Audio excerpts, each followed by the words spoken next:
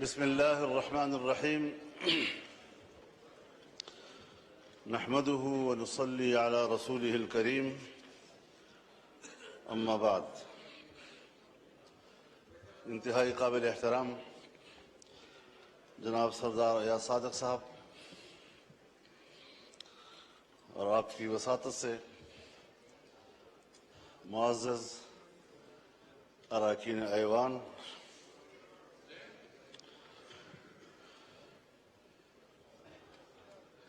حلف برداری کے بعد میں پہلی مرتبہ ایوان میں حاضر ہو رہا ہوں اور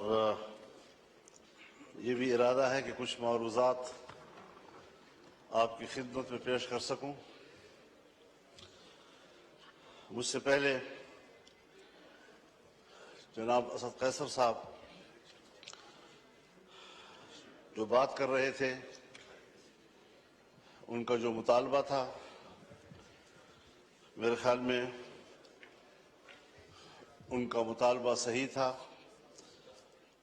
اور جلسہ کرنا ان کا حق ہے اور میں ان کے اس مطالبے کی حمایت کرتا ہوں۔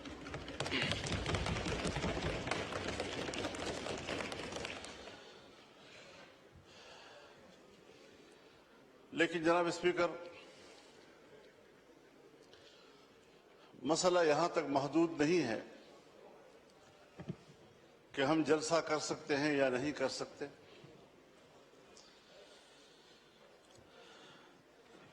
اس بات پر سنجیدگی سے غور کیا جائے کہ ہمارا ملک آج کہاں کھڑا ہے۔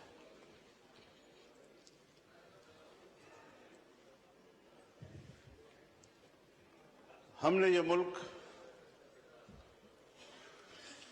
جس جمہوری انداز کے ساتھ برصغیر کے مسلمانوں کی تائید سے حاصل کیا، ان کی قربانیوں سے حاصل کیا، اس ملک کے قائم ہونے میں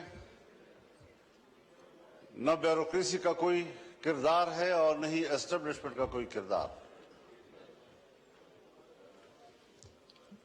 لیکن اس بات کو سوچا جائے کہ آج عوام کہاں کھڑے ہیں اور اسٹیبلشمنٹ کہاں کھڑی ہے۔ کیا وجہ ہے کہ مسلسل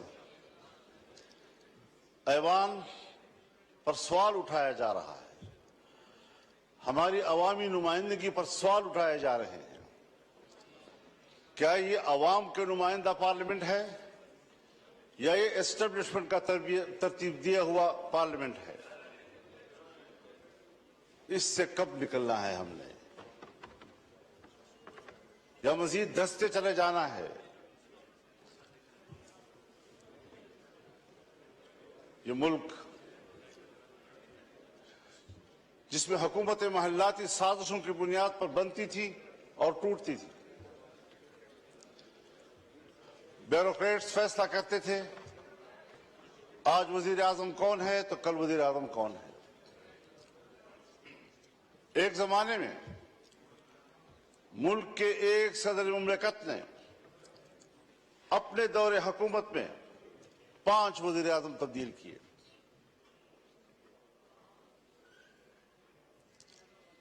بڑی مشکل کے ساتھ، عوام کی جدوجہد کے ساتھ اس ملک میں عام آدمی کو ووٹ کا حق ملا۔ پارلیمانی طرز حکومت پر اتفاق ہوا، الیکشن ہو گئے سن 1970 میں، جسے آج ہم بطور مثال پیش کرتے ہیں۔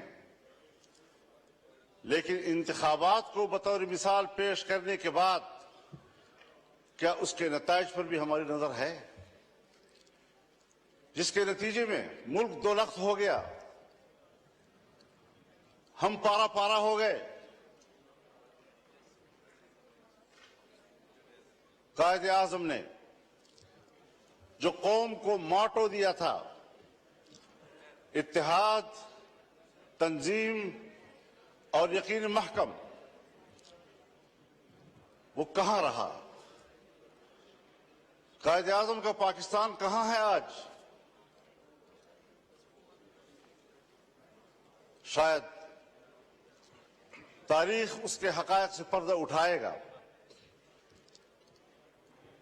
تاریخ معاف نہیں کرتی کسی کو. تھوپا گیا سیاستدانوں پر اور کردار جنرل آغا یحییٰ خان تھا. حکومت کو چلنے ہی نہیں دیا گیا. پھر ماشاء اللہ پھر ہم کچھ سنبھلے تو پھر ماشاء اللہ سوچنا یہ ہے کہ اسٹیبلشمنٹ ہمیں جو نتائج مرتب کر کے دے، جن کو یہاں پر بیٹھنے کے لیے فہرست میں نام شامل کرے، اس پر کب تک آپ سمجھوتے کرتے رہیں گے؟ کب تک ہم یہ سوچتے رہیں گے، بھیک مانگتے رہیں گے ان کے دروازوں پر بیٹھ کر؟ اور جو الیکشن ہوئے ہیں، ہمیں تو 2018 کے الیکشن پر بھی اعتراض تھا، آپ کو بھی اعتراض تھا، پیپلز پارٹی کو بھی اعتراض تھا، مسلم لیگ نون کو بھی اعتراض تھا، میرے بزرگ بیٹھے ہیں ان کو بھی اعتراض تھا. اس وقت بھی تو مینڈیٹ تقریباً وہی ہے، کچھ تھوڑا آگے پیچھے. اسی مینڈیٹ کے ساتھ اس وقت دھاندلی کیوں تھی اور اسی مینڈیٹ کے ساتھ آج دھاندلی کیوں نہیں ہے؟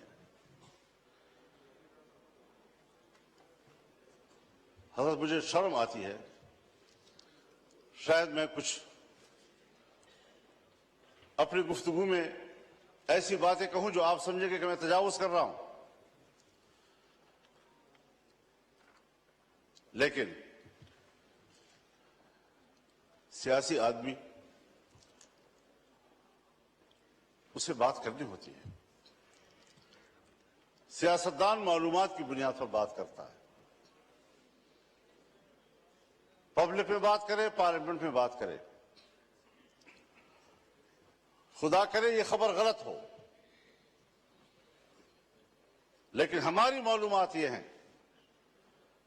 کہ اس بار تو باقاعدہ اسمبلیاں بیچی گئی ہیں اور اسمبلیاں خریدی گئی ہیں.